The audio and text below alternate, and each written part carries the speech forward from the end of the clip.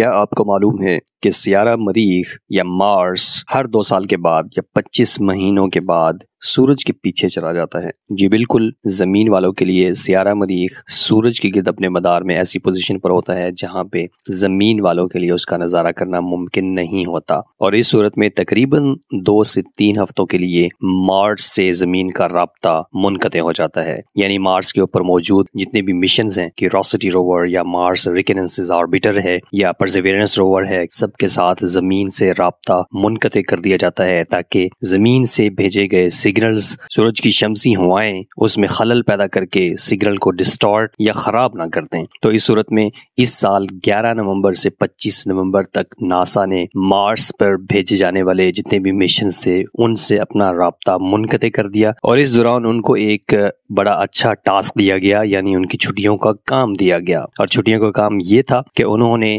مارس کے اوپر، مریخ کے اوپر سورج کے طلوع سے لے کر سورج کے غروب تک تصاویر بنا کر ایک ٹائم لیپس ویڈیو بنانی تھی، جو آپ کے سامنے آپ دیکھ سکتے ہیں، جس کے اندر ہیز کیم یا ہیزرڈ اوائڈنس کیمرہ جو پرزیورنس روور کے اوپر لگا ہوا ہے، اس نے سورج کے طلوع ہونے سے لے کر سورج کے غروب ہونے تک ایک اچھی سی ریکارڈنگ کی ہمارے لیے، جس کے اندر سورج کو آپ اوور ایکسپوزڈ یا ضرورت سے زیادہ روشنی والا